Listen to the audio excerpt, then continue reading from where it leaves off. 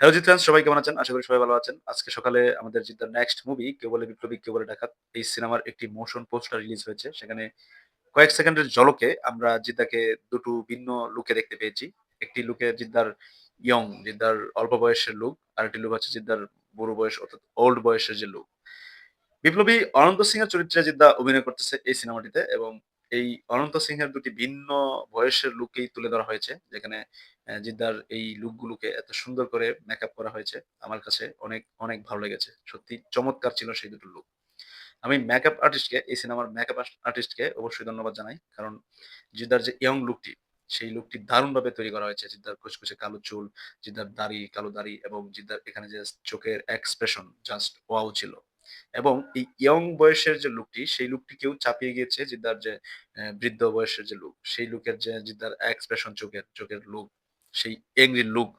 যদিও আমাদের জিদ্দা বরাবরই এসব লুকের জন্য বেস্ট, সুপারব। এই লুকটিতে জিদ্দাকে আরো অসাধারণ লাগছিল। অর্থাৎ এই লুকগুলোকে নিয়ে কেউ সমালোচনা করার মতো কোনো স্কোপ পাবে না।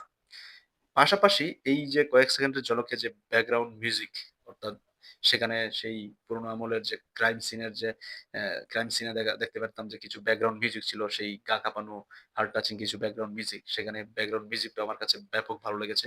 সকলের কাছেই ভালো লাগার কথা।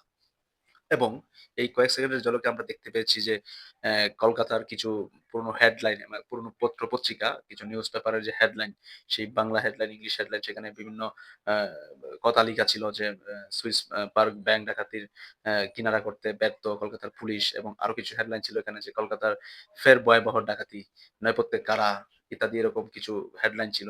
সেই হেডলাইন গুলো দেখতে খুব ভালো লেগেছিল। অর্থাৎ এই সিনেমাটিকে খুব যত্ন করেই তৈরি করা হচ্ছে এবং বিগ বাজেটের এই সিনেমাটি তৈরি হচ্ছে আমাদের জিৎ ফিল্মস ওয়ার্ক এবং নন্দী মুভিস এর প্রযোজনা প্রতিষ্ঠানের দ্বারা। তো আমরা আশা রাখি, প্রত্যাশা রাখি পরিচালক প্রতীক বসুর কাছে এই সিনেমাটিতে আমরা জিদ্দাকে নতুনভাবে দেখতে পাবো এবং সকলের প্রত্যাশা পূরণ করতে সক্ষম হবে। কেউ বলে বিপ্লবী, কেউ বলে ডাকাত। পরবর্তী আপডেট পাওয়ার জন্য এবং জিদ্দা সম্পর্কিত বিভিন্ন তথ্য জানতে আমাদের জিৎ এন্টারটেইনমেন্টের পাশেই থাকুন। সবাই ভালো থাকুন, সুস্থ থাকুন। ধন্যবাদ।